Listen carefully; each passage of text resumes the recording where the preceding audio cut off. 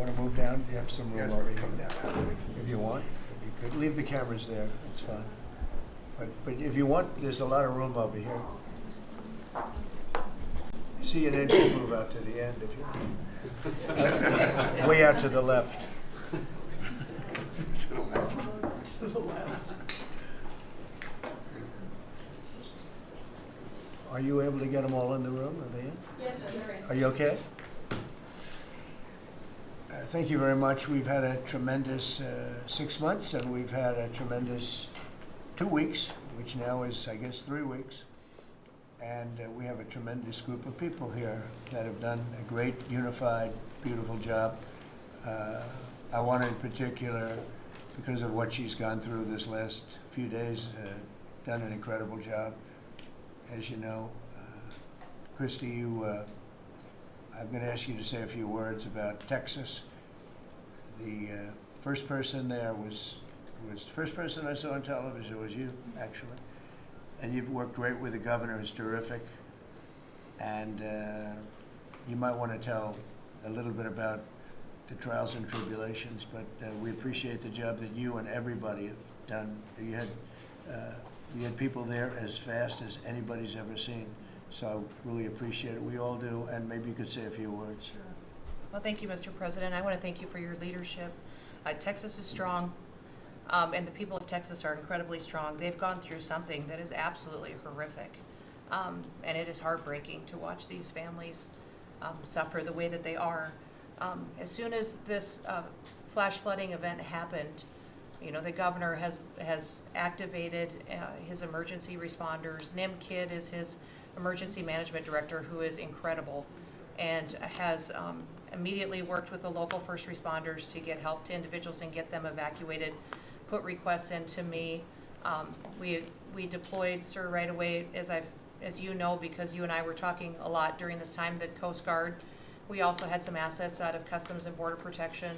Our board TAC teams went in and helped with rescues and clearing debris so that we could get roads open and people get the help that they need. I think when I got there the most, sir, that day, as soon as I arrived on site, was getting a briefing from all the emergency responders, was just how unified they were in focusing on the fact that we're there to save lives. They were there to rescue people, find people who were still alive, and to reunify them with their family members. We as a federal government don't manage these disasters. The state does.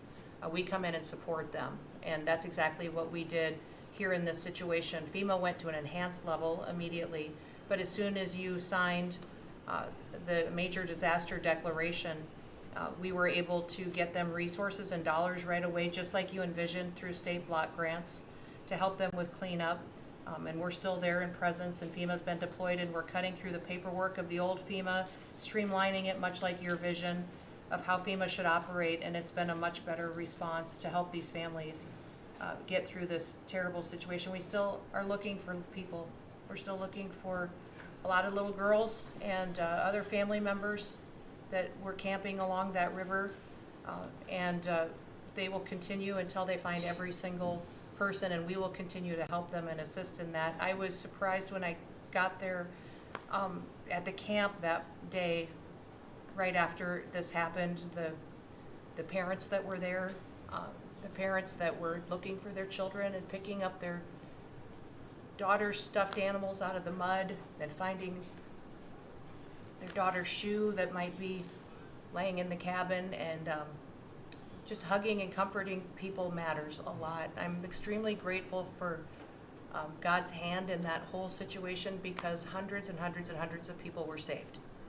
And this is a time for all of us in this country to remember that we were created to serve each other. God created us to take care of each other. And that when we do that, we are happier, we are more fulfilled, and we can walk alongside people on their worst day and help them get through it and come out the other side, knowing that we can continue to live a life that God has purposed for us. So they're grateful for you.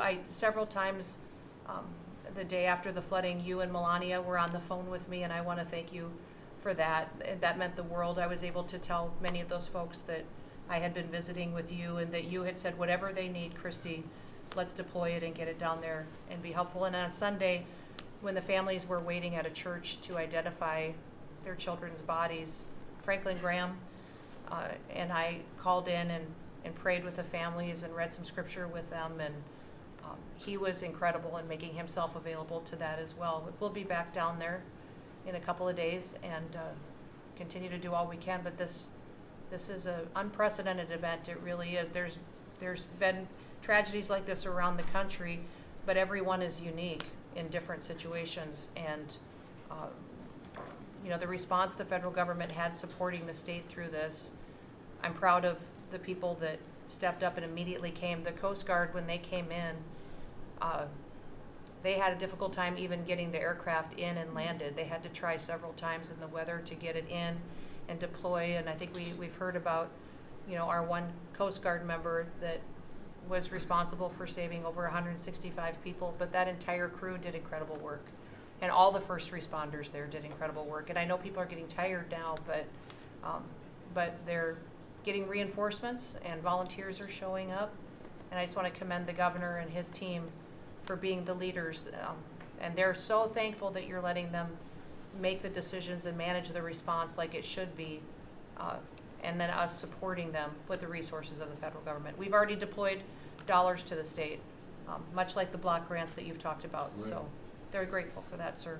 There's never been a wave like this outside of the breaking of a dam. This was almost a wave that ended up being 30 feet high, more actually. Now with the dam you can understand it, but this approached almost with that speed. When you see a dam break, it's not a pretty sight. It wipes out everything, and this is the kind of thing that built up so fast. And it's happened 2 or 3 times before over the years, but not to this extent.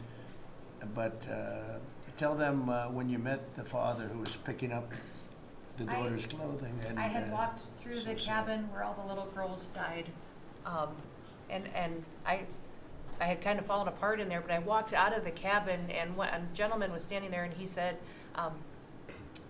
that man over there needs a hug. And so I walked over to him, and I hugged him, and I said, do you work here?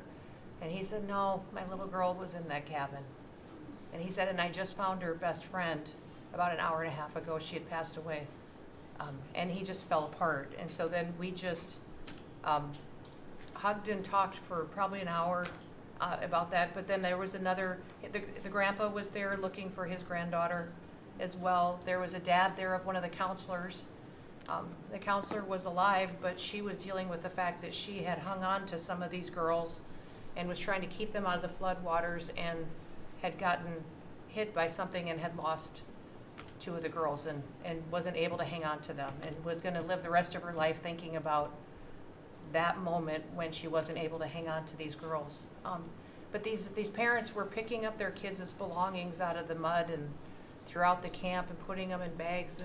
And then one of the dads said, I knew 50 of these girls here. So I knew that was her dress and my daughter's friend's dress. So he was picking it up and putting it in a bag to return to her parents. And so it was and then the director was there comforting everybody who had lost his father the night before too, and he was still there trying to facilitate all of these parents grieving their children and find them. So the strength of people is incredible. One of the things that I asked there that day was that they all have escorts or counselors when parents come in. So from that point, that when they came into the camp, that they have somebody with them when they're going and looking for their children's belongings or looking for their children. And so very emotional, but also just so tragic. The relationship with Texas and the governor has been obviously very good for years with me, but the relationship with Texas and their first responders and us with our first responders and lots of other people, and we brought in a lot of helicopters from all over, and we had a lot of helicopters. It was actually dangerous, a lot of helicopters up there, but they were real pros, and they were responsible for pulling out a lot of people, and we got them there fast, and Texas had some good ones too, but the response has been incredible, and the fact that we got along so well, I don't know, I don't even think that's a political thing, but we got along so well, and it was so unified. I think a lot of lives have been saved. That could have been as bad as it was, and you could have lost double or triple. This thing was just really horrible. Well, congratulations on a great job, and I appreciate it. I know you're going down. I'll be going down on Friday with First Lady. We'll be taking a trip, and we don't want to get in anyone's way because that's what happens. The president goes, and everyone's around focused on. I don't want anyone to focus on us, but it's possible they could have somebody saved still. There's a lot of areas. It's a big area, and it's probably unlikely at this point, but there could be. I mean, they're thinking there could be the possibility, but what a tragic situation. A good job, and we'll see you on Friday, and we'll finish out the day here. I think you've been reading a lot about. It's a terrible topic when you talk about financial after this, but we have a big country, and we've been doing very well. The tariffs, as you know, are starting to come in at record levels. Tremendous amounts of money are coming in to our country. We never did that before. We're not used to it. We only have tariffs going out. We only adhered to the rules of other nations who charge us tremendous tariffs because we were led by stupid people or people without any business sense. And I'd like to ask Scott, you could maybe talk a little bit about how well we're doing with regard to the money coming in. And the big money will start coming in on August 1st. I think it was made clear today by the letters that were sent out yesterday and today. Go ahead, please. Yes, sir. We will have taken in about $100 billion in tariff income thus far this year, and that's with the tariffs, the major tariffs not having started till the second quarter. So we could expect that could be well over $300 billion by the end of the year. We don't agree with CBO scoring, but for those who do, the CBO scored tariff income over the next 10 years at $2.8 trillion, which we think is probably low. And sir, under your leadership, we're witnessing. And they gave us no credit during this last little, the great, big, beautiful bill. I always use the word great. I add that to it because it really is what it is. It's never been anything like it, actually. And I want to thank all the Republicans that voted for it. And I want to, scold the Democrats because they're voting for tax cuts. They're voting for no tax on tips, no tax on Social Security, no tax on overtime, and many, many other things far more important than that. Great health care. And frankly, every Democrat should lose their election because it was purely political to vote. They were told not to vote for it. So think of it. We got 218 to 2. And then with the Senate, we had 50 to 3. Democrats didn't vote at all. Not one positive vote with all of the good things in there. Economic development money, tremendous border money. Now you're loaded up on the border. And I don't think we're going to need so much of it because we had zero come in last month, so I'm not sure how much of it we want to spend. You may think about that. You may actually think about saving a lot of money because the wall's been largely built, and it obviously worked. But you may want to think about that. But so I think it's incredible when I watch the Democrats, and they have standard lines like they had Russia, Russia, Russia. They had the laptop from hell. It all came from Russia.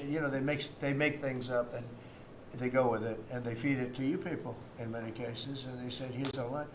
And I hear the new line is death. Oh, it's death. Everyone's going to die. There's nothing to do with death. In fact, we're saving our country. Death is from allowing 25 million people into our country, of which 3 or 4 are stone cold, hard criminals. 11,888 are murderers, many of them committing more than one murder. That's death, and the Democrats did that. Joe Biden did that by allowing people to come in here just totally unchecked, unvetted, open borders, open borders. The whole world was dumped into our country from prisons, from gangs, from mental institutions. We have many people walking the streets, walking in areas that we don't know anything about that came out of insane asylums. They released the insane asylum population into our country, and it's amazing the job that you and Tom Holman are doing, by the way, on that. But we have to get them out, and we have no choice. We have to get them out, and we are getting them out. And so, Pete, you want to tell them about our great military and how well we did with respect to the bombers and the B-2? We had the pilots here 2 days ago, and they were incredible people. Go ahead. Yes, sir. Truly a historic mission, and demonstrated the skill and courage of the United States military. From those B-2 pilots and families that we had a chance to meet, sir, to the fighter pilots, to the refuelers, to the maintainers, to the air defenders who defended the base. What was demonstrated on the world stage was American military might and capability. And it wasn't just Fordo and Esfahan and Natanz that took notice in Iran. It was the rest of the world, that we have a decisive commander-in-chief willing to use these capabilities, which are the best in the world. As the president pointed out, no one else could have done what America did there on that night, and everyone took notice of that. With the One Big Beautiful Bill, sir, we've got $150 billion additional to invest in Golden Dome and all the other weapon systems and stockpiles and shipbuilding priorities of yours. Another month, another historic recruiting bump. It's not just the Army and the Marine Corps anymore, it's the Navy, the Air Force, and the Space Force, all historically ahead of where they've ever been. So historic spirit inside the military. We had a chance to be at NATO, Marco and I, and see how the world responds to us saying it's time for you to shoulder the burden and take the lead for your continent. It only happens with President Trump leading. And we're proud to be a part of what's going on at the border, sir, with now a fourth national defense area where we're helping get to that number 0 and securing the border. But that mission, Operation Midnight Hammer, re-established deterrence. It reversed what happened in Afghanistan. You saw the debacle of what Biden allowed to happen in Afghanistan and what that did to our image. President Trump said, with Operation Midnight Hammer, we're reestablishing American leadership in deterrence, and we're proud to be a part of it, sir. And our so-called enemies were watching. They watched every minute of it. They watched. There was very few people that weren't watching, actually, but they watched every minute. It was a perfect military performance, the likes of which we haven't seen in a long time. I mean, if you compare that to the same country, the hostages from years ago, Jimmy Carter, it was unfortunate for Jimmy Carter. He was a nice man, but with the helicopters going down, the sandstorms, the prisoners, they got captured, then the election and the prisoners and Reagan and all the problems. It was nothing but problems. And that was a failure. And ours was not only the pilots, I mean, those machines flew for 37 straight hours. They didn't stop. They went skedaddle. You know the word skedaddle? It means skedaddle. They dropped the bombs and somebody said, skedaddle. Let's get the hell out of here. And every bomb hit its mark and hit it incredibly. And as you know, the Atomic Energy Commission said it's gone. That place is gone. We had a lot of fake reporting, mostly from CNN, where the scammer a writer for CNN, who should be fired, by the way, she was involved with the 51 fake intelligence agents, if you remember that. She did that story, created a story out of it. She created a story out of the laptop from hell, saying it came from Russia, but it actually came from Hunter Biden's bedroom, or worse. Just a scammer, and she's still at CNN, which is pretty amazing. But we'll ask you a question about her. But they came up with this concept that maybe the attack wasn't that good. Maybe it, and I saw it happen right after the attack. I saw this person on CNN. I actually watch. I like to watch the enemy. You learn from the enemy. And I watch because you have to know where they're coming from. And I watched her say, Anderson, you know, I'm hearing stories that maybe they didn't hit their target. Maybe it wasn't that good a hit. And you know, hearing stories. The next day it was a little more, and the next day a little more. After 3-4 days, she was saying, you know, I don't know. I don't think it was that. Except by that time, everybody knew it was hit perfectly. The evidence is in the planes. The evidence the pilots are the best evidence. But they actually came out of their plane because they were here the other day, and they said, it was so sad. We did such a good job. We flew into very dangerous airspace. I'll never forget, we were in the Situation Room, and they said they have entered Iranian airspace, and everyone took a deep breath because they had more missiles pointed at them, but the equipment is so good, it's stealth, way up in the air, and it was stealth, and they went right through that, and they sort of, by the time they found out they were there, they were already gone, That was the word skedaddle, get the hell out of here. But they were right in the most dangerous airspace in the world, and they took those big, beautiful, very fast, they're unbelievable planes. I mean, they become really beautiful works of art. I always thought they sort of were cool, but now they look better than just cool, don't they, huh?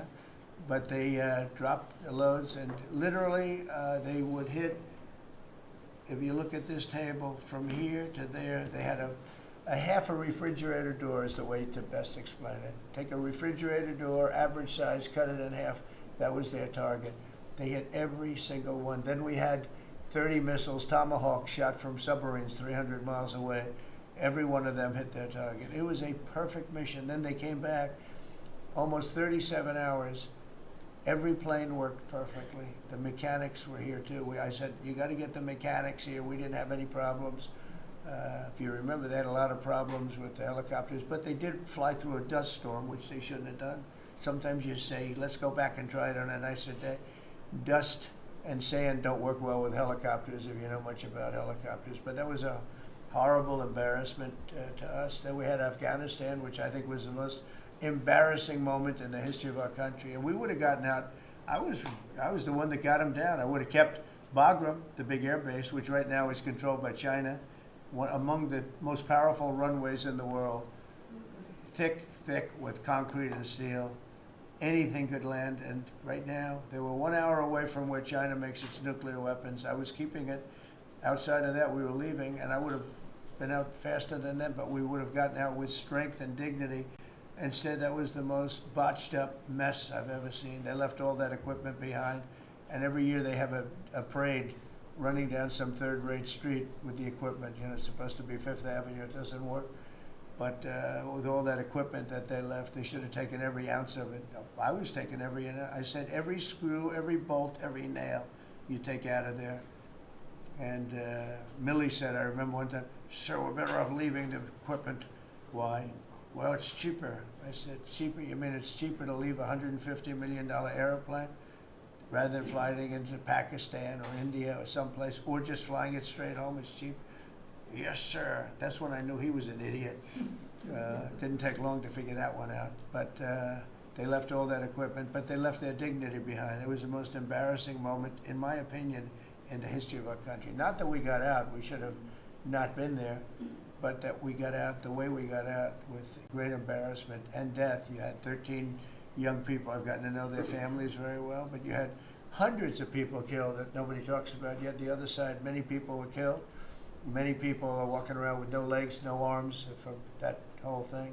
They left from the wrong airport. They should have left from Bagram, because Bagram was a big base with hundreds of miles of fencing and territory around it. Nobody would be able to get near it, and they left. So, we've done a great job, and I think people are really starting to see it. They're starting to appreciate it. Pete's done fantastically. That mission was a work of art. And I have spoken to some of our perceived, I don't know if they're enemies, but they're perceived as being potential enemies. And they essentially said the same thing, very impressive. There wasn't a thing that we didn't lose an engine. We didn't lose, they landed and they were cheered. But the sad thing was they were cheered, and one of the pilots said, we were a little concerned because when we got out, we were told that on television they were reporting that we may have missed our targets. Sir, we hit every target. That's what I do for a living. We hit every target. In fact, when the bombs hit, a yellow haze came over the horizon that I've never seen before. It just lit up the whole horizon, brighter than the sun. It was like looking into the sun. He goes, we hit our target, because you know what that was exploding. And but they were a little downbeat because they listened to that fake CNN reporting and the fake New York Times. They worked together to try and say that it wasn't perfect. They couldn't say they missed. All they could say is, maybe it wasn't perfect. And you ought to fire that reporter immediately. You should fire her. Real fake. And so I just want to congratulate those pilots. And a lot of people don't like bringing things like that up. I do. I always like confronting, because otherwise the public doesn't know that you're a bunch of crooked people. But they know, they've learned, and the media has to straighten out their act. You know, the media's down to 17% approval. You got to do a little better than that. It's important for the country that you do better. I think they ought to make a lot of changes. I think changes are going to be made to the media, but it's hard to have a really successful country if you have a corrupt media, and we really have a corrupt media. And nobody really knows why. I mean, why would you want to have open borders and criminals pouring into our country? Why would you want to have men playing in women's sports, transgender for everyone? You know, you'll have to figure that out. But some of you don't. I mean, I'm looking at some people, they love the country, but I look at other people and they can't. But we were really proud of our military. It was, and the people that maybe don't like us or want to play games with us, because I think that had you not had the situation in Afghanistan, I don't think Putin would have gone in. I think when Putin looked at how stupid and incompetent that operation was, he said, wow, this might be a chance. And we're dealing with him now too. We're not happy with Putin. I'm not happy with Putin. I can tell you that much right now, because he's killing a lot of people. And a lot of them are his soldiers and their soldiers, mostly. And it's now up to 7,000 a week. And I'm not happy with Putin. Okay, any questions? Yes. Yes, sir. You just said you're not happy with Vladimir Putin. Is there anything that you plan to do to act on that feeling of Well, I unhappiness? wouldn't be telling you. Don't we want to have a little surprise? You know, one of the things we did with the attack is that, and you asked that question, I didn't mean to be rude, but I'm going to rude because I'm looking at some of these crooked people up here, so I'm rude, but your question was asked very nicely. But one of the things we did is we went over every fact. We wanted to get every fact straight. We wanted to have the distance straight, the number of pilots straight. Everything had to be correct, because we want to be, this was a very important mission. If we failed on this mission, it was beyond the war that, you know, obviously we had with Iran and Israel, a lot of hatred, a lot of years and years of hatred, centuries of hatred. People have never seen anything like it. So we wanted to be correct with all our facts. So, you know, what I was doing is just asking, it would be great if the media would be correct with their facts. That's all we ask for. So, and go ahead. So finish it up. Oh, yes. Just returning back to Russia, if there's anything that you would signal about your displeasure with them. Well, look, I'm very unhappy with them. There's no reason for this. It's turned out to be tougher, but it's only tougher. And I will say the Ukrainians were brave, but we gave them the best equipment ever made. We gave them the anti-tank busters that knocked out tanks. I mean, you just aim them in the direction of the tank and the tank is gone. We gave them missiles, the latest and the greatest. They were able to shoot down a lot of things that would have normally wiped out. You know, probably would have been a very quick war. It would have been a war that lasted 3-4 days, but they had the benefit of unbelievable equipment. And Europe gave them too. We gave them far more because Biden shouldn't have done that. He should have equalized. We should have given him the same, or we should have given actually less than Europe. It affects Europe much more than us, but we're in there for over $300 billion. Europe's in there for over $100 billion, but still, Europe gave a lot.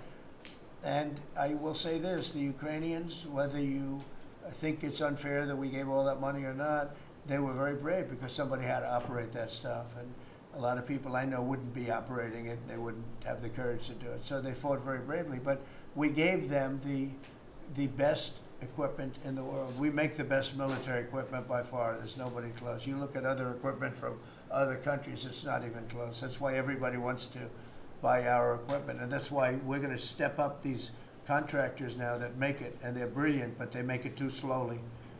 And we have to step them up, Pete, and let them make it at a much higher rate. Unfortunately, we have to do that. But if you look at our Patriots, if you look at our Tomahawks, if you look at our, well, what we do with tanks is, you wouldn't want to be driving a tank. You would feel nice and secure, but they are javelins, they're called. And I gave them the javelins. Remember they said Trump gave the javelins and Obama gave them sheets, right? They called Obama at that time. Barack Hussein Obama, if you haven't heard, did a terrible job. But that was a war that that was a war that should have never happened, and a lot of people are dying, and it should end. And I don't know, we get a lot of bullshit thrown at us by Putin. For you want to know the truth, he's very nice all the time, but it turns out to be meaningless. Do you want to sanction him? Lindsey Graham has a sanctions bill on Russia. Do you want him to move I'm that looking bill? at it. Yeah, no, I'm looking. The Senate is passing and passed a very tough sanctions bill. Yeah, I'm looking at And it. you'd sign that? It's an optional bill. It's totally at my option. They pass it totally at my option, and to terminate totally at my option. And I'm looking at it very strongly. Yesterday you said you want to see more Go weapons. ahead, please. The Council of Economic Advisors released a new report saying that imported goods have actually decreased in price from December. I know, it's not through a- March. Well, my question is, With Fed the chairman- tariffs. Well, the Fed chairman keeps saying that tariffs are going to cause price increases. Are we the sure? prices just not Chairman passed of the through Fed? yet? Yes, exactly. Well, Are the you prices- do a better job than him. Thank you. Are the prices just not passed through yet? No, I think what's happening is everything's evening out. You know, when we charge, see what people don't understand, the other countries have been charged, almost every country charges us tariffs. We had deficits with everybody for years, for decades.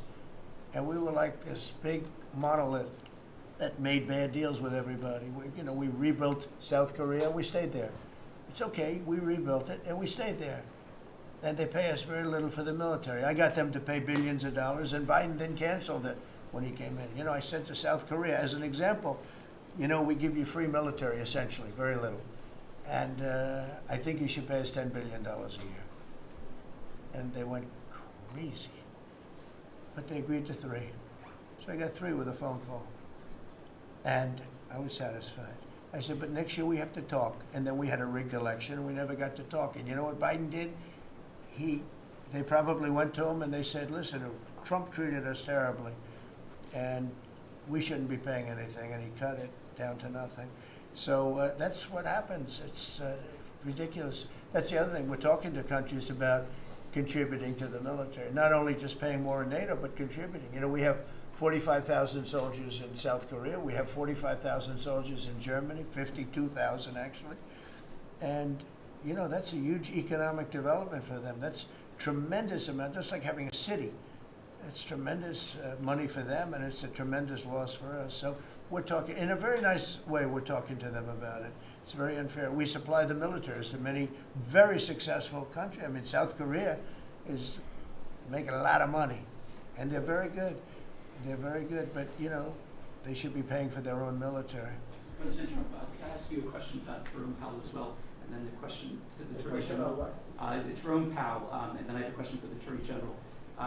Jerome Powell, who you've been pressuring to lower interest rates, he's facing accusations of lying to Congress, which is a potential crime about the Well, opulent. then he should resign immediately. We should get somebody in there that's going to lower interest rates. Do you want congressional Why don't you Republicans call to for his investigate- resignation? Do you want congressional Republicans to investigate and It's pursue okay and with punish? me. I think he's terrible. I think, look, we're paying, I call him too late. T-O-O, too late, like Too Tall Jones for the Dallas Cowboys, right? Too late. He's always late. But he wasn't late with Biden before the election. He was cutting him like crazy. It didn't help too much, did it? But he was cutting him like crazy before the election with Kamala and Biden. He was trying to get them in, I guess. I don't know. He was recommended by somebody that worked for me. I like you better. If I can ask the Attorney General a question too, President. Sure. And your memo and release yesterday on Jeffrey Epstein, Yes. it left some lingering mysteries. One of the biggest ones is whether he ever worked for a American or foreign intelligence agency. The former Labor Secretary, who was Miami U.S. Attorney Alex Costa, he allegedly said that he did work for an intelligence agency. So could you resolve whether or not he did, and also could you say why there was a minute missing from the jailhouse tape on the night of his death? Yeah, sure. If I Ma'am, could, could I just interrupt for Sure. 1 second?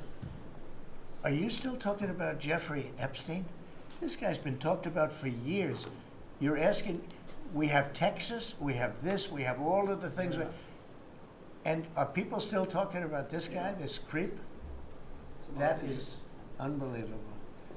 Do you want to waste the time, and do you feel like answering? I don't mind answering. I mean, I can't believe you're asking a question on Epstein at a time like this, where we're having some of the greatest success and also tragedy with what happened in Texas. It just seems like a desecration, but you go ahead. Sure. First, to back up on that, in February, I did an interview on Fox, and it's been getting a lot of attention because I said, I was asked a question about the client list, and my response was, it's sitting on my desk to be reviewed, meaning the file along with the JFK, MLK files as well. That's what I meant by that. Also, to the tens of thousands of video, they turned out to be child porn downloaded by that disgusting Jeffrey Epstein. Child porn is what they were. Never going to be released, never going to see the light of day. To him being an agent, I have no knowledge about that. We can get back to you on that.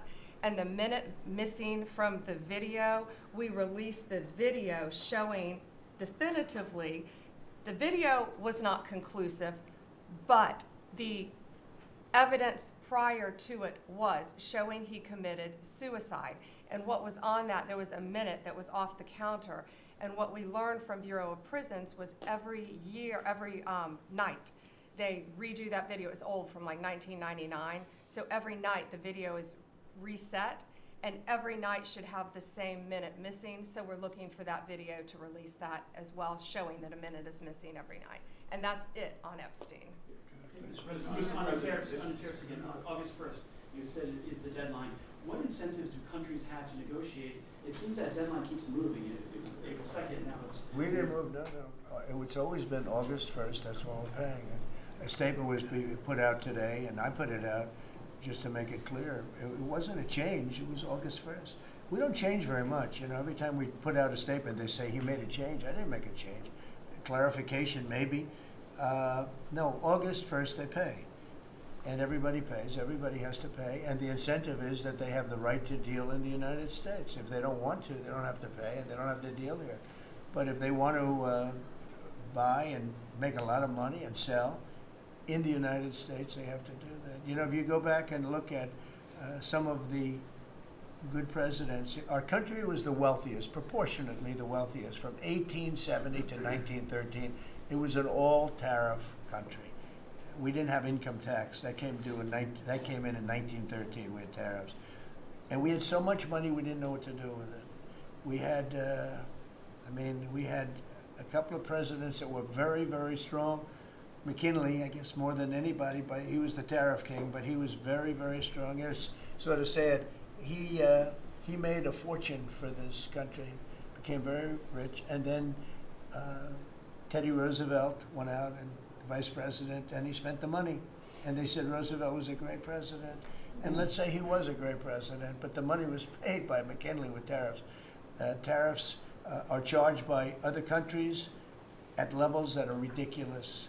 And you know, I call those other countries, and every one of them is willing to give us everything now, by the way, just so you know. Sir, we'll charge you no tariffs, nothing. We'll give you everything. We'll give you access to our markets. We'll give you everything. Is that a correct statement, Scott? Yes, sir. Howard, would you say that's a correct statement? Exactly correct. It's like they just don't, because they're very spoiled, because for years they ripped us off and we didn't have a president that understood it, or Secretary of Treasury or Secretary of a lot of different secretaries are involved, but certainly Commerce Secretary was, you know, not doing their job. I don't know about Kelly, she's small business. We'll keep it that way, okay? Her small business is bigger than almost all big businesses when you add it all up. But no, they are very respectful of our country. But the incentive is that they have the right to do business with us. Without that, they don't have the right to do business. And that would be okay, too. And with the next flurry of deals, Yeah, go ahead. in the next 24 hours, will we hear a flurry of deals? Yeah, we have a lot of them going out. But the deals are mostly my deal to them. We're picking a number that's low. We don't want to hurt them, and fair. We're picking a number that's lower than, in most cases, lower than what they charged us. But it's amazing when you've paid all this money for years and they get one president that's a little bit different and a little tougher on this subject, and they're willing to drop everything they've been charging us for years and years. I mean, we have countries going, we will have you don't have to pay any tariff to come in and do business. They're giving us total access to their countries. They gave us no access to the country. They say, well, you cannot go into our country. Okay, good. Now it's, we will give you total access and you don't have to pay any tariffs. But please don't charge us tariffs. And we don't like that deal. So the letters I send out are, we have made some deals. We can make a lot more deals. It's just too time consuming. It just makes it more complicated. And we can do things over the years too. You know, we're not hard line. But it's about time the United States of America started collecting money from countries that were ripping us off and laughing behind our back at how stupid we were. Okay? Thank you. Mr. President, Yellow, in the yellow. On the tariff issue, so you've talked about India coming, but then a couple days ago you issued a new tariff threat to members of the BRICS countries for if they aligned with anti-American policies. 10% charge. That would be India, Brazil. That's Russia, right, they have to pay South Africa. 10% if they're in BRICS. Because Right. BRICS was set up to hurt us. BRICS was set up to degenerate our dollar and take our dollar as the standard, take it off as the standard. And that's okay if they want to play that game, but I can play that game too. So anybody that's in BRICS is getting a 10% charge. Is that immediate, sir, or is Yeah, that pretty soon. if they engage in some behavior? Well, if they're a member of BRICS, they're going to have to pay 10% tariff, just for that one thing, and they won't be a member long. I thought BRICS was, you know, I said this about a year ago, and it largely broke up. But, you know, there are a couple that hang around, but I thought it largely broke up. BRICS is not, in my opinion, not a serious threat. But what they're trying to do is destroy the dollar so that another country can take over and be the standard. And we're not going to lose the standard at any time. If you have a smart president, you will never lose the standard. If you have a stupid president, like the last one, you would lose the standard. You wouldn't have the dollar as you. And if we lost the world standard dollar, that would be like losing a war, a major world war. We would not be the same country any longer. We're not going to let that happen. The dollar, you ever hear the expression, dollar is king? The dollar is king. We're going to keep it that way, okay? And I'm just saying, if people want to challenge it, they can, but they're going to have to pay a big price. And I don't think any of them are willing to pay that price. There's some question Red dress, please. Thank you, Mr. President. Are you optimistic about reaching the tariff deal with the European Union soon? Well, the European Union has been speaking to us, Ursula and the whole group, and they've been very nice. They treated us very badly until recently. Now they're treating us very nicely. It's like a different world, actually. They've treated us very badly. They were among the toughest to deal with. Actually, in many respects, they were much worse than China. Look at what they do to our companies. They sue Apple. They sue Google. 17 billion they got from Apple on a lawsuit that they didn't have a case. They have, you know, judges that are European Union judges. And they ruled, they take so much money away from our country in terms of that, in terms of other things that they do. They're very tough. But now they're being very nice to us, and we'll see what happens. We're probably 2 days off from sending them a letter. We are talking to them. I just want you to know, a letter means a deal. You know, a lot of people said, we got 200 countries. We can't meet with 200 countries. We have a few trusted people that know what they're doing, that are doing a good job, but you can't do it. You have to do it in a more general way, but it's a very good way. It's a better way. It's a more powerful way. And we sent them a letter. You read the letter. I think it was well crafted. And mostly it's just a little number in there. You'll pay 25%, 35%. We have some at 60, 70. Those are ones with massive, you know, where we have massive trade deficits because they've treated us very badly. But I would say in every case, I'm treating them better than they treated us over the years. Don't you agree with that? I could have done much. I could have been much harsher. I don't want to do that. We want to have relationships, but in every case, they treated us far worse than I'm treating them. I'm treating them very good. I could go higher with the tariffs, but I don't want to hurt them. That's why when you just read it, you come up with the number. It's so incredible that prices are actually going down. Just so you know, when I got in, everyone said, "Oh, eggs are going through the roof." That was the first. I was in for about 4 days, and they started screaming at me about eggs. They said, "That's Biden's problem." I didn't know about eggs, but eggs went up about 5 times. You did a fantastic job, and we ended up shortly getting. In fact, for Easter, they said, "Go out and buy plastic eggs. You can't use real eggs." Well, we bought 200,000 eggs for the White House for the Easter egg hunt that we have at the White House, and there were eggs. We had the price down, and now the price is lower than it was before. We did a good job with eggs, but we did a good job with groceries. Our prices are down in this country. A big part of it's oil. The oil, you had a couple of places last week, you had $1.99 for oil, for gasoline. Nobody thought they'd see that. I want to get it lower if I can, but we've done a good job. You've done a very good job. Do you want to say a couple of words about that, you and Chris, about what's happening with energy? Well, absolutely, but I would say on the pricing side, President Trump, the fact that you've endorsed and supported a policy of energy dominance, that sends a signal to the market that we're going to have more supply. You talked during the campaign about inflation being a country buster. You've broken in the back of inflation. In 6 months, among all the other things you've accomplished. We have no inflation. And we've got, and then heading into the 4th of July, these were the lowest gas prices at the pump in 4 years.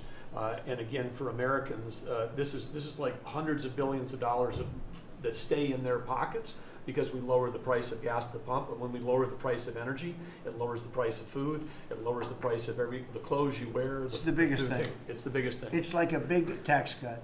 When you get energy down, every 50 cents is like a massive tax cut, and we've gotten it down much below that. You know, we had great energy, great low prices, everything else. When the election turned over, I'm trying to be nice about it. It turned over, shockingly, but nevertheless it happened. Energy started going up, and it went up really bad, and then he went back to the Trump policy. The problem was they didn't know how to do that, and he lost it. He lost that sucker. That big sucker was out of control, and his energy prices went way up, and that's what caused it.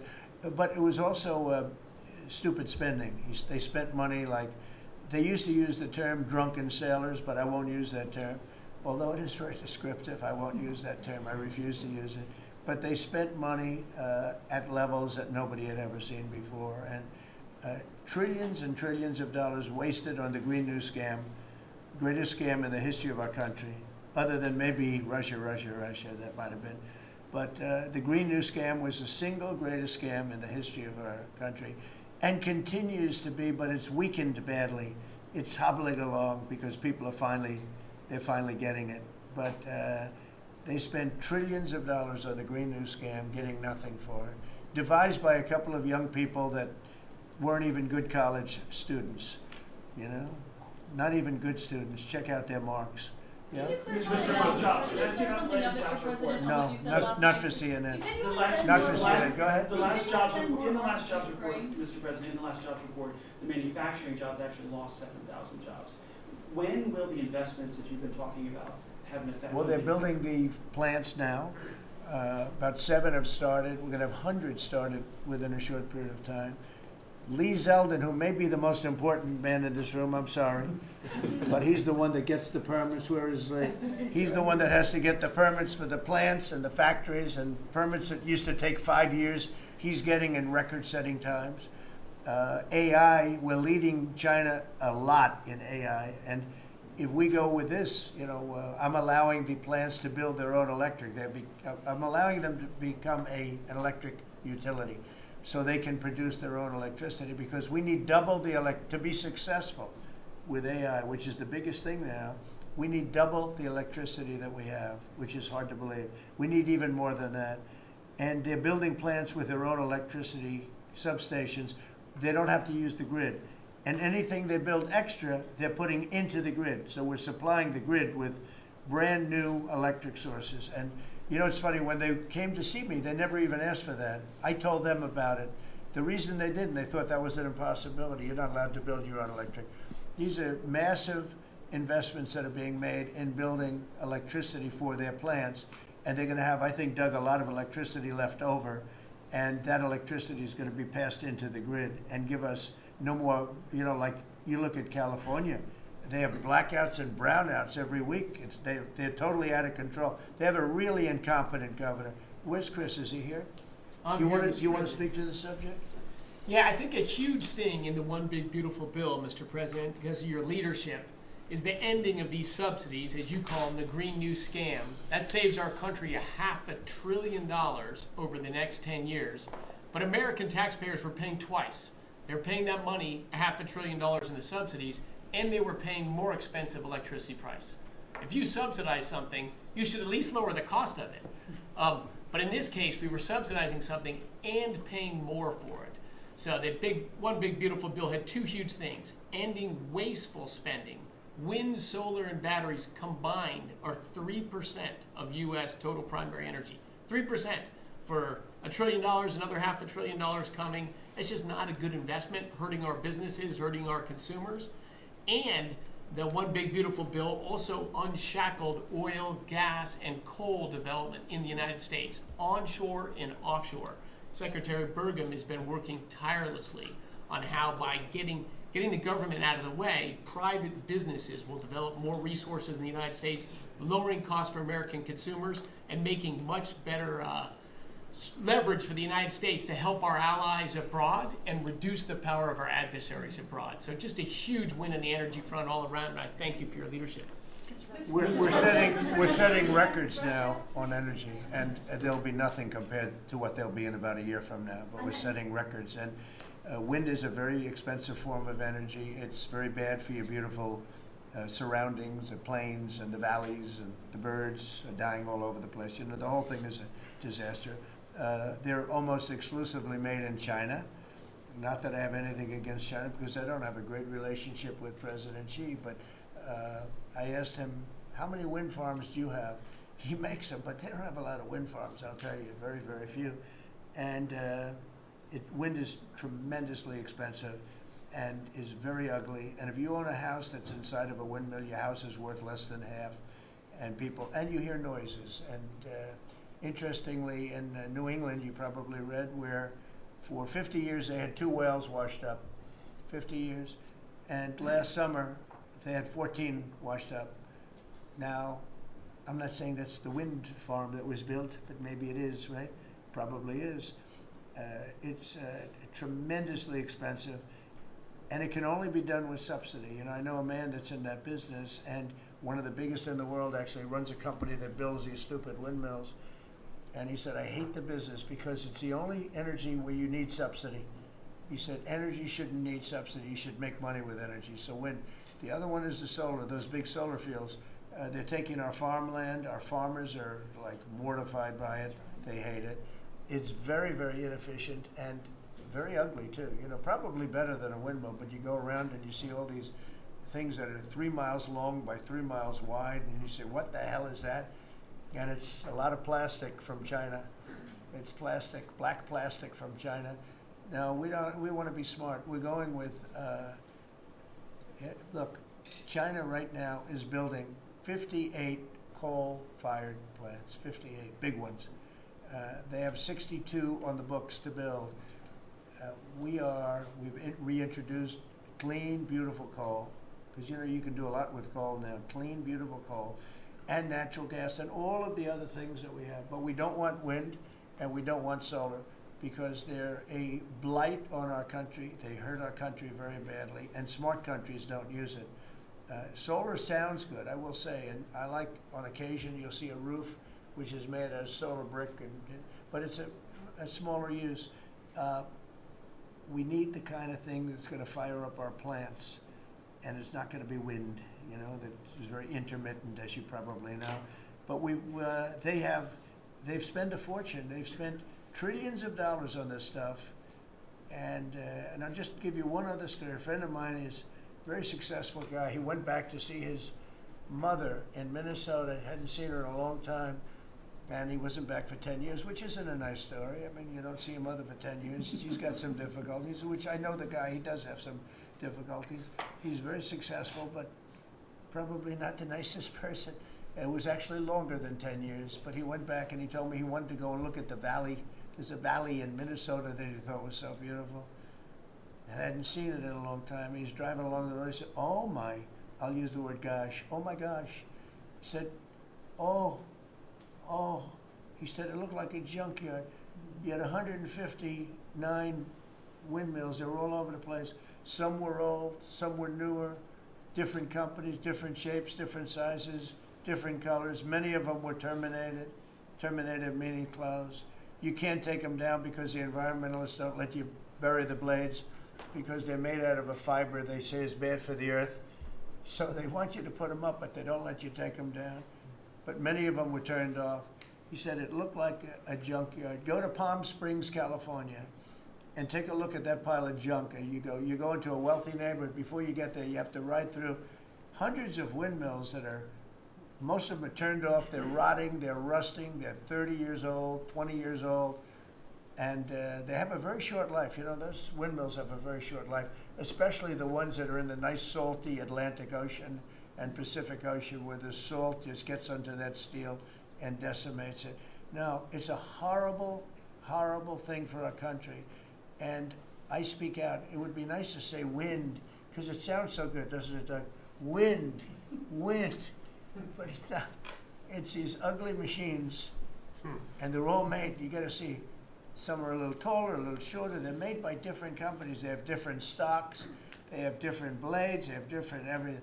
It is so horrible. And if you look at smart countries, they don't use it. Smart countries don't use it. And we're now a smart country. We're not we're a brilliant country. We're not smart, we're brilliant now. We're gonna be a brilliant country. We have to be, because we have to catch up for some really stupid people that did a bad job. Yes, Brian? Yes, Mr. President, I've got a quick comment, some feedback as a native Texan, someone that I grew up bringing my kids to a camp very near the affected camp now.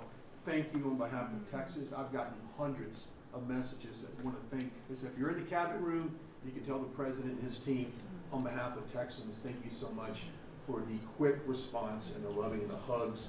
I saw that you gave. Two quick questions. I saw a Palestinian senator. His name is Schumer. He's a great Palestinian. No, he's a Palestinian. He's become a Palestinian. He's abandoned the Jews. But I saw him say, it's Trump's fault. Yeah, that's right. It's Trump's fault. He was actually, do you ever see John Lovett's The Liar? Where he goes, yeah, I went to Harvard. That's right. This was Schumer. He goes, yeah, it's Trump's fault. That's right, it's Trump. I actually saw that stupid guy try and blame it on me, and I said, man, that's a tough one to take. But his career is limited because I hear AOC is going to beat him, and she's no bargain either, by the way. Go ahead. Well, I'm just saying that's an example of an America First team effort to get this country back. So that's what America First looks like for the viewers watching us at home. My two questions. It looks like we have a rogue judge, an Obama-backed rogue judge that is attempting to block the funding to Planned Parenthood, which the big, beautiful bill cuts off the funding to Planned Parenthood. Any plans to challenge that? Good. Absolutely. Yes, we're on it. We're on it. And I texted, I believe, I talked to yesterday Secretary Lutnick and Secretary Besson. I reached out to you to let you know that we were on it in the big, beautiful bill. Wonderful. And then I let her handle that question. Did you notice? I said, go ahead, handle that. I'll toss it to her. Then my second question was Secretary Rollins. You did an amazing press conference today in front of the Department of Agriculture. You talked about the Farm Act and the need to get China out of our country, owning farmland. For the viewers at home that might have missed that, can you recap what that means to national security to make sure we can grow our own food? Well, thank you, Brian. Sir, if you don't mind. Yes, this morning Secretary Hegseth, Secretary Noem, and Attorney General Bondi and I had a press conference at the USDA. I just happened to have a chart in case it came up, but obviously the Chinese owning of farmland in our country is a massive national security issue. And for the media, you can see the yellow is where all of the farms have been purchased over the last number of years. And the red is around all of the military bases where that farmland has been purchased. So this is a massive national security issue. The press conference this morning included 3 of our greatest governors as well, Sarah Sanders from Arkansas, Jim Pillen from Nebraska, and Bill Lee from Tennessee. The states have begun taking a leadership role to ban the purchasing of China farmland. Obviously, Congress needs to step up and catch up, and we're going to be working alongside of them as well. We had some of our members, great members of Congress there, but it is time. And I think that this morning was symbolic of many things. The first of this administration working every day to effectuate President Trump's leadership and unequivocal support of America First. But second, just how close we are as a cabinet. I don't know in any other administration that you'd have 4 cabinet members at the USDA on a Tuesday morning when it's about 110 degrees outside with the sun beating down on us talking about, sir, your vision. So I think it was a great day. It was just the start. There's an executive order coming and some other things coming behind that. But protecting America's farms isn't just about protecting our farmers. It's also about national security. So that's what we discussed this morning.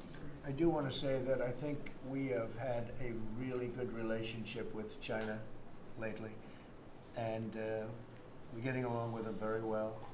They've been very fair on our trade deal, honestly, and I hope we're going to have a great relationship. It's a big, strong, powerful country. We're more powerful than they are. We have much better military equipment than they do, but we are getting along with them very well. I'm getting along with President Xi very well. We speak often. And with all of that being said, and I understand what you're saying, but I think we're getting along with China very well. Mr. President, you want to send more weapons to Ukraine, as you said last night. Last week, the Pentagon paused some shipments of weapons to Ukraine. Did you approve of that pause? We want to put defensive weapons because Putin is not, he's not treating human beings right. He's killing too many people. So we're sending some defensive weapons to Ukraine, and I've approved that. So who ordered the pause last week? I don't know. Why don't you tell me? I think that's a question. Go ahead. Mr. Yeah. President, on immigration, the Secretary of Agriculture did say this morning that undocumented workers would not be covered by any amnesty from working on farms. You had said maybe that the ISA folks won't go after those folks on farms. So which is it? There's no amnesty. What we're doing is we're getting rid of criminals, but we are doing a work program. Do you want to explain that, please? Yeah, this morning we talked about, of course this was a top of mind question, this morning we talked about protecting the farmers and the farmland, but obviously this president's vision of no amnesty, mass deportation continues, but in a strategic way, and then ensuring that our farmers have the labor that they need. Secretary Chavez-DeRimmer has been a leader on this. Obviously this comes out of the Labor Department, but moving toward automation, ensuring that our farmers have that workforce, and moving toward an American workforce. So all of the above. We've got to give the farmers the people they need, but we're not talking amnesty. Laura, do you want to say something about that? Thank you, Mr. President. On this, thank you, Secretary Rollins, how important this is never to displace the American worker. What the Department of Labor is doing is focusing on what the law entails now, being more modernized, more streamlining, to work through the H programs. We're going to have a concierge approach to that, where we have developed a new office to answer the need of our farmers and ranchers and producers, and not to displace the American worker, and follow within the law now, and that does not include an amnesty program at all. And we've seen that working, and we'll continue to have that roll out. On the other topics that we've somewhat talked about, the jobs numbers, Mr. President, 4 months in a row we've seen those jobs numbers increase. That's an exciting time for our manufacturers. That was asked earlier. We know it's going to take some time, but through that deregulation process that Lee and I are working on as well, the Department of Labor has rolled out 63 new deregulations that we're going to be moving through. In the first Trump administration, it was successful with over 30. We've just rolled out 63 new ones in order to double down on those manufacturing companies, to let them know that we have signaled through this process that we will assist them in getting the workforce that they need. It's an exciting time. That one big beautiful bill, that was the signal to my former colleagues in Congress to get this done. It's been an important time. I spent time on the ground visiting 7 states in 9 days prior to that bill being passed, because it was the most pro-worker piece of legislation that we will ever see really in this country right now. No tax on tips, no tax on overtime, no tax on Social Security.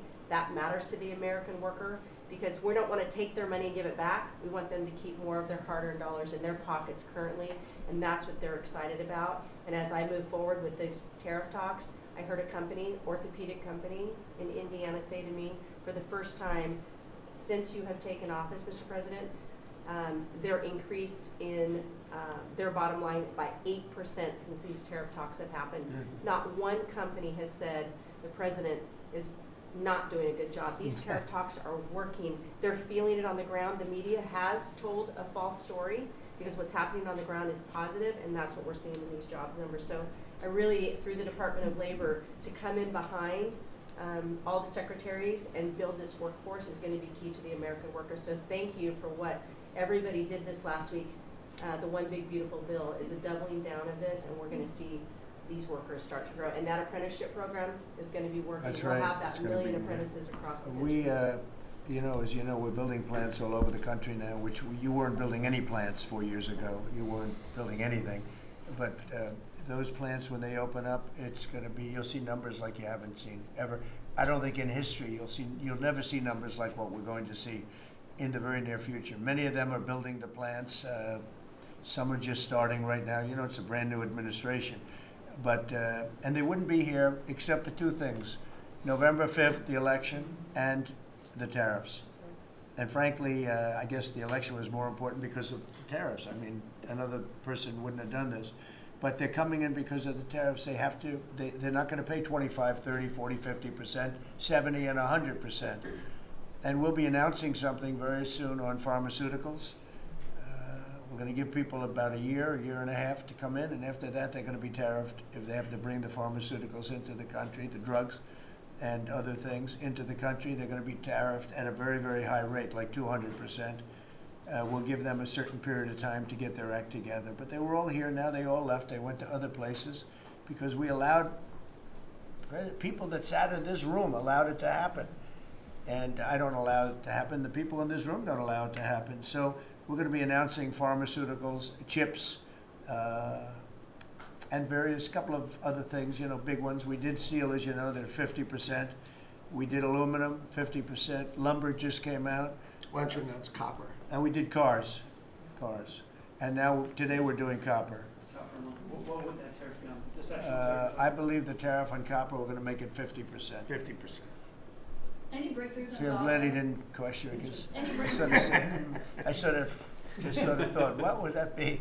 That was a quick one. I didn't have much time, but he agreed with me.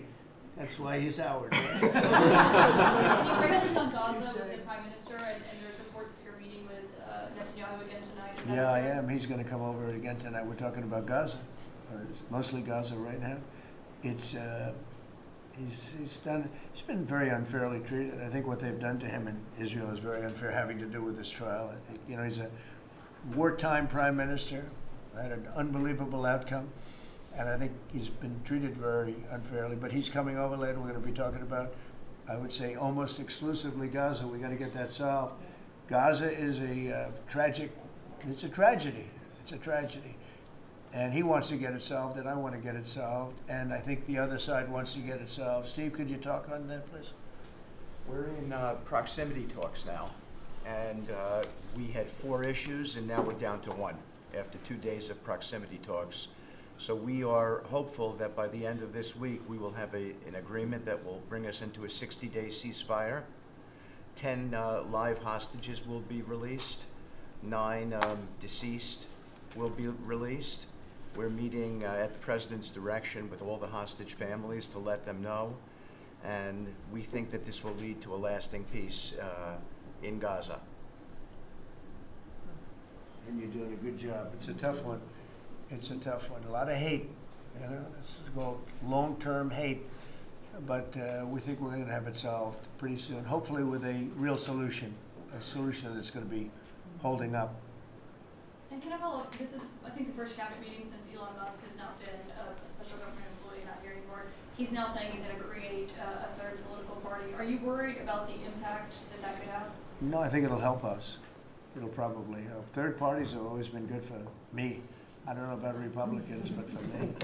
Are you second guessing any of the cuts that Doge made since you No, described him as no. off Look, the rails the we other day? we cut hundreds of billions of dollars with Doge. We could have done it differently. I would have done it differently a little bit, maybe, but it was something that we saved a lot of money.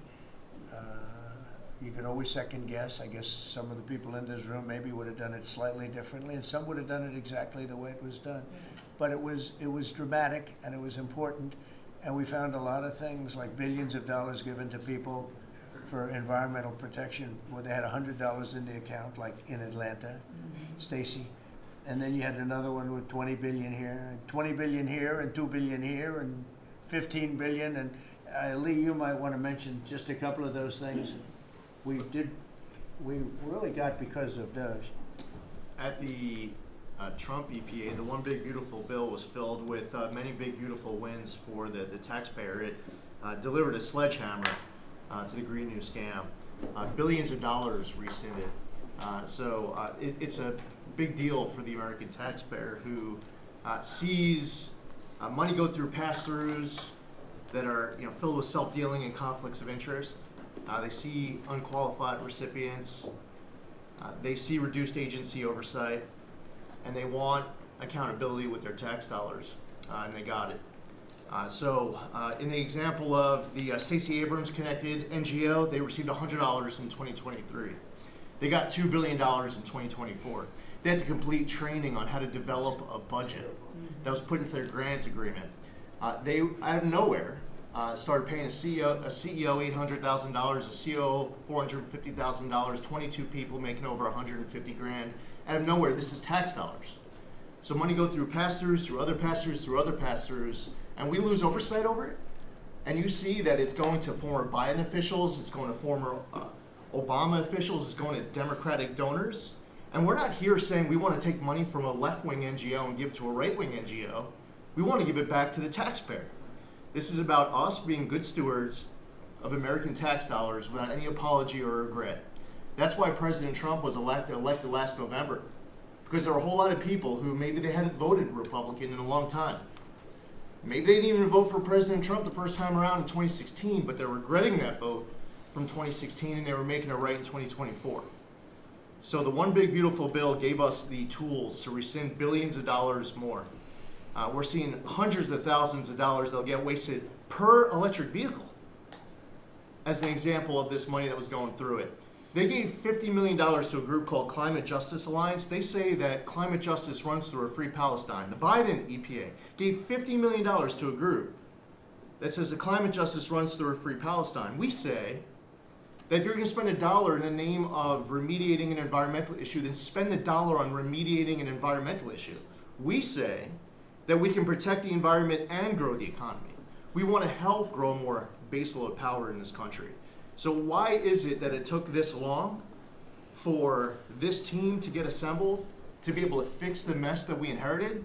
But gosh, we love showing up at our jobs every single day, first thing in the morning, because all day long we get things done for the American taxpayer.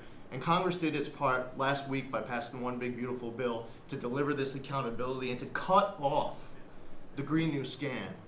So maybe it's a bad day for Stacey Abrams. Maybe it's a bad day for all those well-connected Democrats getting paid off. But you know what? God bless America. Because at the end of the day, President Trump is here, J.D. Vance is here, and the greatest cabinet ever assembled to deliver that much-needed and highly demanded accountability. That was a very good answer.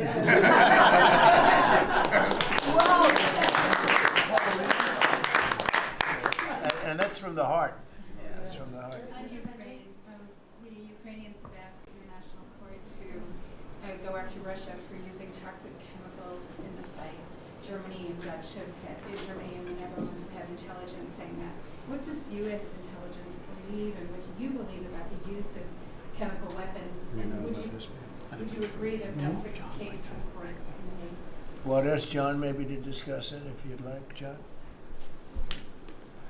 Well, Mr. President, obviously chemical weapons, if it's documented in its use, it's illegal. It's against all international laws of armed conflict and treaties. And obviously I can't share in this room with this audience the intelligence that I can share with you privately, but obviously you're not going to stand or allow for any violations of international law by anyone. That's right. Thank you. Could I ask Sean to Department of Transportation, Sean Duffy, former great congressman, very popular, decided to go out and make a couple of bucks. He made a lot. And he got bored with that, though. He likes serving people better, the people. And could I ask you to just discuss a very important subject to me, and that's the modernization of our equipment at airports so that planes aren't crashing into each other and bad things don't happen. It should have been done many years ago. We were going to do it, and then the election precluded that, unfortunately. But We're doing it now. Could you tell them where we are? Yeah, if I could start with Newark. You guys all covered what happened in Newark. We had outages for a couple 30-second outages a couple months ago. We have, in 2 months, Mr. President, it's historic speed, laid new fiber lines for communication and tested those in the next month. So those new lines for the Philly Tracon that controls the Newark airspace, they're up and running, lightning fast speed. June was the most on-time June ever in the history of Newark for air travel. So that's going incredibly well. By the way, we shouldn't have dealt with this because Joe Biden and Pete Buttigieg had moved the center from New York to Philadelphia. They didn't test the lines. They didn't do the work, which is what brought us all these problems. But in the big beautiful bill, we got $12.5 billion. This is a historic investment in air traffic control. And so what the money is going to allow us to do is move from copper to fiber all over the country. So new copper lines. We think we can do that in 1.5 to 2 years. We have radar that dates back to the 1950s, some of it from the 60s and 70s. We get brand new radar across the country as well. We have some infrastructure money to build TRACONs and centers, the en route centers that control the traffic across the country. So this is a massive new start to rebuild air traffic control. And again, this is dilapidated. Americans think that their government takes care of them and makes the investments that are necessary to make the country work. And for 30, 40 years, the investments weren't made. And so under your leadership and direction, we are making those investments. And per your direction, right now we are interviewing what we could call a general contractor or an integrator. One company to manage. It's a massive project. The FAA is not qualified to manage this kind of a project. So we are now going through the process of finding who that one company will be to manage the whole project. We'll interview those companies together and make that selection. So we'll write one big beautiful check to one beautiful company that'll be responsible for this whole build. But if I just make one last point, this is not enough money. We're going to need more. But this is a massive new start. The biggest investment. We'll need some more money on top of it, but a great start from the big beautiful. It's a starter. The start. It's very important to us. And just to cover that, there have been accidents, and my pilots, I would often hear them say, "Oh, good," and they would use a different system, a different country to land in New York. They'd use the radar and other things from a different country. I said, "What's that?" He said, "Oh, our system is so bad."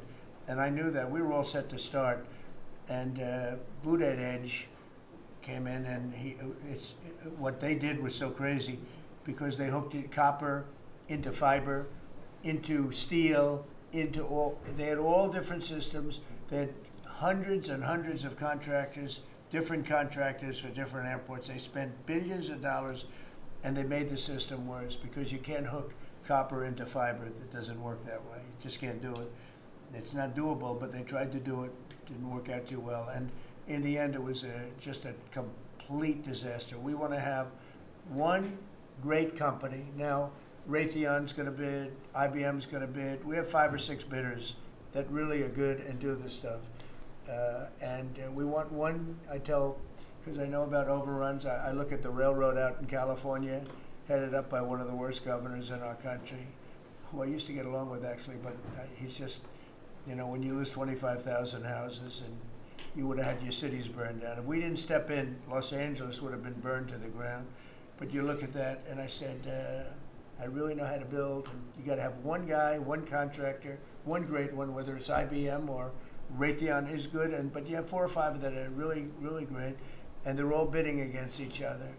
But you don't want to have one doing the wire and one doing the digging and one doing the demolition and then they're all saying, they all blame each other because they're saying they were late and therefore you have to pay me millions of dollars more money. I know the system so well, and we're going to have a great company do the whole thing. We're going to get a fantastic price. Maybe we'll get them, they're very big and very strong, and maybe we'll get them to make a contribution toward getting it done at the right price. But we're going to have a great system. When we finish, we will have the best system on earth, done by one of the 2 or 3 best companies. There are only a few companies can do this. This is not. But if you would have seen what this other group did, they were going crazy. They had, I heard 3,000 contractors And then when it all came together, guess what? It didn't work. It's a disaster. So we're going to have in a pretty short period of time, so it'll take us about 2 years to build it, and we'll have a contract given out probably over the next couple of months. We have some great bidders, some great companies that want to do the job. You're going to have great air traffic control. Can I just make one last point on this? So the last administration signed a contract with an American company to fix the copper to fiber, and that contract was a 15-year contract. The system is failing today, but that's how idiotic and incompetent the last administration was. And under your leadership, we're saying, listen, we don't have time. We don't have 15 years. We don't have 5 years. We have to do it right now. And so the president always talks about on time and on budget. We have embraced that. We are going to be on time and on budget. And by the way, you mentioned a train out in California. Stay tuned for, probably give us 5 days and you'll have an answer on what's going to happen with the $4 billion that we potentially have invested on a train that's going to go nowhere. It's going to be $120 billion that'll never connect San Francisco to LA. Again, the last administration wasted so much money on projects that never work. If you're going to have high-speed rail, you're going to invest billions, we should actually have high-speed rail in America, not boondoggles that fund political friends and allies and family They have members. from San Francisco, inside of San Francisco to inside of Los Angeles. It should have never been built because airplanes do it better. And you could drive it. You could drive it. No problem with driving it. The roads aren't even crowded. So they were going to do this, somebody's idea. Somebody got paid off a lot of money and they started it. It was going to cost a very small amount of money, and it ended up costing literally hundreds of times what the original. And now what they did is they said, well, going into the city is too big a deal, so we'll leave it 25 miles short of the city. So now they're leaving it. They're not going to finish it really. It's not the same project. So now they're leaving it outside of San Francisco and outside, short of each. They just want to get it done, and it's. I've never seen cost overruns. You know, if you have a cost overrun of 10%, you should be ashamed of yourself. 20%, you should not do any more jobs. This is a cost overrun of 2,000%, something like that. It's unlimited, and it's not finished. And maybe it will never get finished. And I told Sean, look at it from every standpoint, but we don't want to, you know, we have federal money going into that, and it's like throwing it out the window. So whatever you can do to stop it. $15 billion and not one track has been laid. $15 billion and we're 16 years into the project, not one track. Mr. President, Mr. President, on New York, you're the most prominent Republican in the country from the city. What do you want to anywhere else? I don't want to be a wise guy. Perhaps I can. Maybe Marco. But how do you want Republican voters in the city to vote in the upcoming mayoral election? Should they vote for Eric Adams? Should they vote for Sliwa? Should they pick someone else? Look, number one, you have a communist running, and you shouldn't vote for him. He's a disaster. He's leading. He's got the Democrat nomination because that shows you where the Democrats have gone. He actually wants to take over the grocery stores of John Catsimatidis, who's a great guy, a rich guy, grocer, does a good job, wants to take over. He actually called me the other day. He's concerned his stores are going to be taken from him, and they won't be run like John runs them. Believe me, he runs a good operation. But he actually said he wants to run his own grocery stores. No, this is a man who's not very capable, in my opinion, other than he's got a good line of bullshit, and he's convinced them to go with him. Now, as you know, Cuomo, who does have capability, is running, but he got knocked out, and now they're running as, you have Eric Adams, the current mayor, you have Cuomo, and you have Curtis Sliwa. And Curtis runs every 4 years. He seems to be a fixture on the running scale. But you know, it's I'm not getting involved. But I can tell you this: I used to say we will not ever be a socialist country, right? Well, I'll say it again: we're not going to have. If a communist gets elected to run New York, it can never be the same. But we have tremendous power at the White House to run places when we have to. We could run D.C. I mean, We're looking at D.C. We don't want crime in D.C. We want the city to run well. Susie Wiles is working very closely with the mayor, and they're doing all right. I mean, in the sense that we would run it so good, it would be run so proper, we'd get the best person to run it. The crime would be down to a minimal, would be much less. And, you know, we're thinking about doing it, to be honest with you. We want a capital that's run flawlessly, and it wouldn't be hard for us to do it. And we've had a good relationship with the mayor, and we're testing it to see if it works. But New York City will run properly. We're going to bring New York back. I love New York. You know, I loved New York for a long time. Then we had a bunch of crooked people in there. You have an attorney general who's a total stone cold crook. New York State, Letitia James, a total crook. All they do is want to go after political opponents. They do what's ever expeditious for them. She's the one that took out Cuomo because she wanted to run for governor, and then she ended up getting 1% of the vote. She polled at 1%. She dropped out, went back to attorney general. You have a lot of crooked things going on in New York. We're going to straighten out New York. Maybe we're going to have to straighten it out from Washington. But when I see a communist who has actually gotten a Democrat, pretty much gotten the Democrat nomination, they also went to that new form of voting, which is a beauty. You go in there in third place, you come out in first. That's that form of voting that they have gone to. You know what I'm talking about. It's not too good. We're going to do something for New York. I can't tell you what yet, but we're going to make New York great again also. We're going to make it great again with the country. What we've done in this country in the last 6 months, nobody has ever seen it. And I told the story, the King of Saudi Arabia, I was over there. They gave us $5.1 trillion between Saudi Arabia and UAE, Qatar. 3 stops, $5.1 trillion coming into our country as an investment, biggest investment ever made. And it's all going to good stuff. I mean, all real big, good stuff. Energy projects, big, big things. But they all 3 told me essentially the same thing. We thought your country was dead, and now you've got the hottest country in the world. We're right now riding the hottest country. We all, and you can all be proud of it. We're in the hottest country. This is the hottest country in the world. There's nobody close. Made hotter by some great pilots and great machines that nobody else has. Those great, big, beautiful machines, they rode those machines right into the toughest territory, and nobody knew what the hell happened. And then they hit their targets perfectly, and it was complete and total obliteration. And that's why that war ended, Steve. They told me that's why the war ended. The war ended when they saw that, it was over. And we're very proud of it. But we have the hottest country in the world right now, from a country that was close to dead. And if I didn't win, if you would have had the other person win, we all know who she is, whether it was she or Biden, they're the same. He may have been more competent than her, and that's hard to believe, right?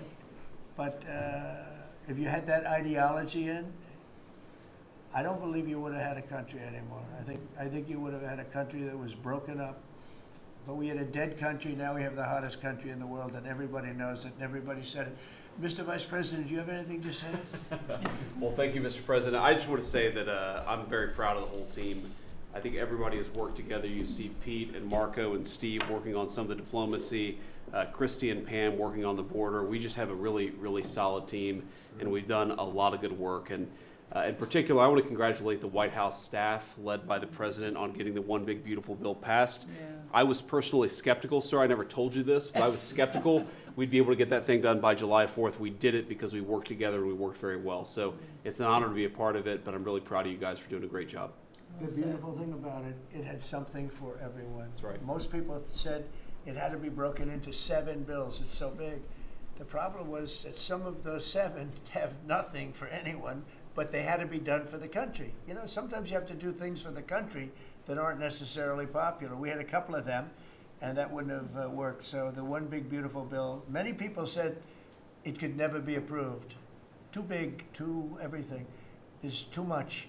But it had something very big and very important for everyone, and it's great for the country. And remember, the Democrats have come up with a false narrative, you know, just whatever. It's just a line that they send to everybody and that they print. I think in the case of this, it's death, death. Everyone's going to die. I heard that. Everyone's going to do just the opposite. Everyone's going to live. What we're doing is saving our country and making it much bigger, better, and stronger than it ever was. I'd like to ask, Marco's been doing such a great job. Do you have anything to say? Well, it's just going through a list here, Mr. President, and I think the Vice President's pointed out to the great team you have, and all these achievements that have happened domestically.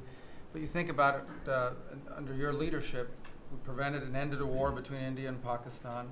NATO's now at 5% for the first time ever, the highest numbers ever. A peace deal between the Democratic Republic of Congo and Rwanda. A 12-day war that ended with an American operation that we're the only country in the world that could have done. Hopefully, pretty soon, a peace deal between Azerbaijan and Armenia. The entire Middle East and the infrastructure of it has the potential now to change because of Syria and Lebanon, and it hasn't even been 6 months. Sure. It hasn't even been 6 months, so it's a a great lot. testament to your leadership in this thing. Well, thank you very much, and you've done a fantastic job.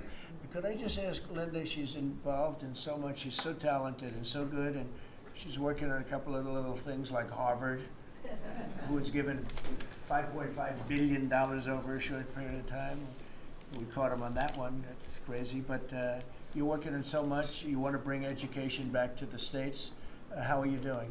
Well, absolutely, and thank you for the opportunity. I think on the big, beautiful bill, what we saw, with school choice, that's finally on a national basis at the state level, but there are opportunities now for scholarships more and more often for kids who are in family schools. It's going to be a big turnaround. I think one of the biggest accomplishments we had over the past week was the University of Pennsylvania with the Title IX ruling that Leah Thomas was stripped of her title. Riley Gaines and Lois Scanlon and other women who have stood, so strong against men and women's sports. And when you put out the executive order, that just solidified and gave them the opportunity. So those are a couple of really, really big wins, and thank you for that opportunity. And how are you doing with Columbia and Harvard? We're negotiating hard. I think we're getting close to having that happen. It's not wrapped up as fast as I wanted to, but we're getting there. Okay, good. And you've done a fantastic job. Thank you very much. It's been a good team. Yep, Good team. you have a great team. Around this table, a lot of people have helped with that. That's right. Thank you very much. Maybe just in closing, we spent a lot of time, effort, very little money on this room. This is called the Cabinet Room. It's been here for a long time. And it had some pictures that were not many of them and not very good ones. And I actually spent time in the vaults. The vaults are where we have a lot of great pictures and artwork. And I picked it all myself. I'm very proud of it. That's Andrew Jackson, great Andrew Jackson. That's a gentleman named, and we call him President Polk. He was sort of a real estate guy. He was, people don't realize he was he was a one-termer, but he was a very good president. But, and I'm not sure I should be doing this, he actually gave us the state of California. He was the one, he was the one that hooked it up. So I'm not sure, maybe he won't be there for long. But if you notice, the frame is the exact same size almost as the other one is Andrew Jackson. So that was a part of the reason too, I have to be honest. But Polk was actually a very good president who's got the same frame that I needed, okay? And up here you have the original George Washington right behind the light. And then you have Dwight Eisenhower, who was a very underrated president. He built the interstate system, and he was the toughest president, I guess, until we came along. But I don't mind giving up that crown, because I don't want to be too tough on it, but we want to be humane. But he was the toughest president on immigration. He was very strong at the borders, very, very strong. And sometimes you can be too strong. He was strong on the borders, and during a certain period of time, they were so strong that almost every farmer in California went bankrupt. And we have to remember that. We have to work together, and we have to remember that. But he was a very good president, and a very good general, and a very good president, and I thought he deserved a position somewhere on this floor. And then you have, this is very exciting to me, he was not a Republican, to put it mildly, but he was, he was a four-termer. He was Franklin Delano Roosevelt. And if you notice, there were a lot of ramps outside. We have ramp, people say it's an unusual place for a ramp. It was because of him. He was wheelchair bound, but he was an amazing man. It's an amazing portrait, and we used to have him in the room, a different portrait, and it was a terrible portrait. It was almost like it was done by a child. And I used to say, you know, I can't believe that he would have approved of that portrait of himself. And I was in the vaults and looking at things. I said, what's that? And we have some great curators here. We have 6 curators at the White House. They have 2 for paintings, they have them for furniture, they have them for different things. I guess cost is no object. Okay, cost is, maybe I'd have 1, but that's all right. But we have 6, and they're very talented, though. And he said, that's a picture of FDR. I said, really? Let me see it. They took off the wrappings, very well preserved. And I said, that's the picture they've been looking for years. That was the picture of Franklin Delano Roosevelt. And I said, oh, wow. And likewise, that fit, see frame-wise, it just doesn't work. It doesn't work if you have, I want to be nice, but it doesn't work if you have a big frame, a little frame, and but it's like perfection. I'm a perfectionist. The mirror was down in the vaults also. I said, where is this from? And it's a very old, very storied mirror, beautiful. We put that up. And then over there is Honest Abe Lincoln. And that picture was in his bedroom. And we thought that this would be a very important place because this is where wars are ended. I'm not going to say wars are declared. I'm going to say wars are ended, okay? We'll be positive. And that's the picture of Abe Lincoln from his bedroom, sat in the bedroom for many, many years. That was his favorite picture of himself. And the Lincoln bedroom's very famous. You remember when Bill Clinton had it and he rented it out to people. Okay. We don't do that. But it's an incredible room. And we took that picture from his bedroom. That's Abe Lincoln. And then over here you have John Adams, and it's they were the first occupants of the White House, 1800. And John Quincy Adams, Mrs. Adams, they were the first occupants. So we have them looking at each other, and in between their stare is Abraham Lincoln trying to make peace. And that picture was in a room that I have that was not important, like the cabinet. I gave it up. I said, I have to give it up because that's one of the greatest pictures in the White House. The White House is tremendous art. And the Oval Office, when we're there, we'll go over that. That's really been something. Then we got the drapes, and we got the whole thing. We got new drapes. We got new, wasn't a big expense, very, very small. And we took some of the chinaware and silverware and trophyware, they call it, from the vaults, and we had it cleaned up. Hadn't been shined up in 100 years. Some of this has sat in the vaults for over 100 years. Amazing. Over 100 years. Many of the pictures that were put up in the Oval Office, as an example, those two as an example. So he was president. They moved in 1800, and he won the election, I believe, in November of 1800, John Quincy Adams. And we thought that would be, he was considered to be a good president, and he was the first occupant of the White House, so it sort of made sense. And I love the frame of those pictures. Look at those frames, you know? I'm a frame person. Sometimes I like frames more than I like the pictures. And we have the flags of the Marines, and Space Force now has its own flag. I'm very proud of Space Force, but the Army, Navy, Air Force, Marines, Space Force, the whole thing. And Coast Guard is right there. We never forget the Coast Guard. They do a great job. So we have the flags throughout the office. And it's really become quite a beautiful place. I don't want to tell this, Marco pointed it out. I was going to leave the clock. So as president, you have the power. If I go into the State Department or Department of Commerce or Treasury, if I see anything that I like, I'm allowed to take it. Do you believe this? So I'm in Marco's, I see this gorgeous clock, grandfather clock, and there it is. I said, Marco. He didn't know about it.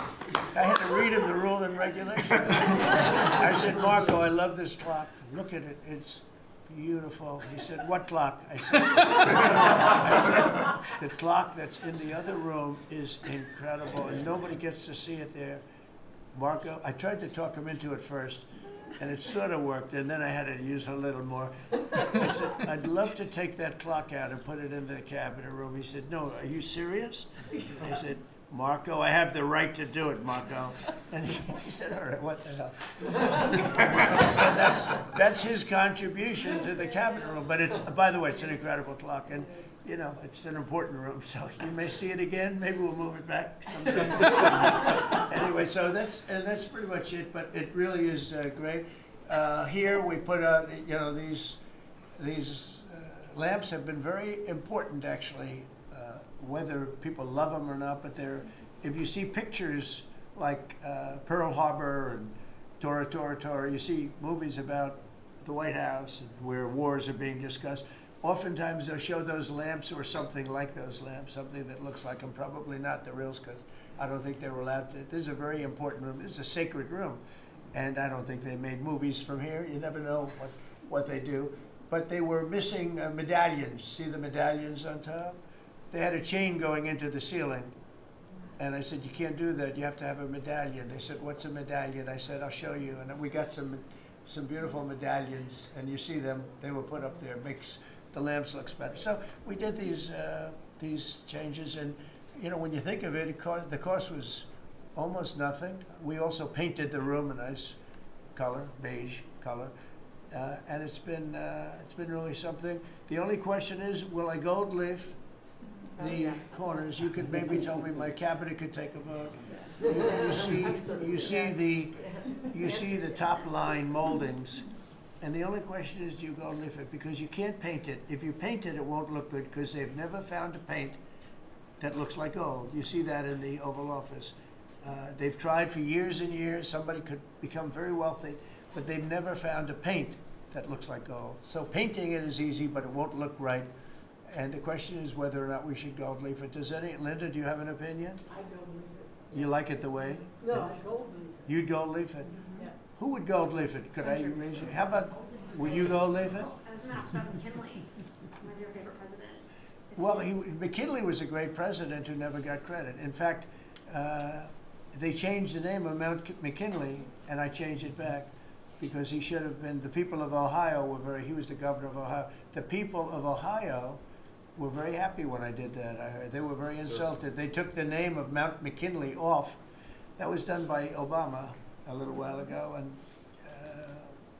I had to change it back. I changed it back. He actually was a great president. He was a president. He was the tariff, the most, I guess, since me. I think I'm going to outdo him, but he was a tariff president. He believed that other countries should pay for the privilege of coming into our country and taking our jobs and taking our treasure. That's the way he explained it. They took our jobs and they took our treasure, and for that they should pay. And he made them pay, and he built a tremendous fortune. In fact, in 1887, they had the Great Tariff Committee was set up in 1887 because our country had so much money, we didn't know what to do with it. And they set up a committee of, as they called them, elites, a term that we have to change because I think a lot of the people that are elites aren't elite. I think the people that aren't elite are elite, so we're going to have to maybe switch that around somehow. But they had a committee that was set up to spend the money because it was such a large amount of money. At that time, it was nobody had seen anything like it. And it all came in from tariffs. And people didn't pay tax. There was no income tax system. I told you that came back in 1913. That came back and lived well for a while, and then you had the Great Depression.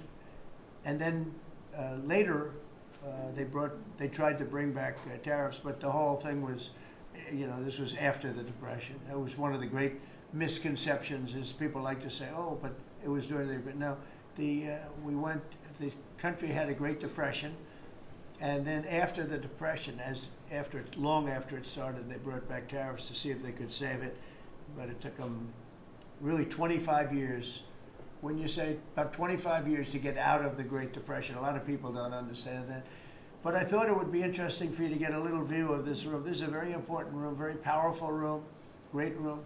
And we've done similar, but even beyond this, in the Oval Office. We brought back pictures of some of the great presidents. Many of them were in the vaults for over 100 years.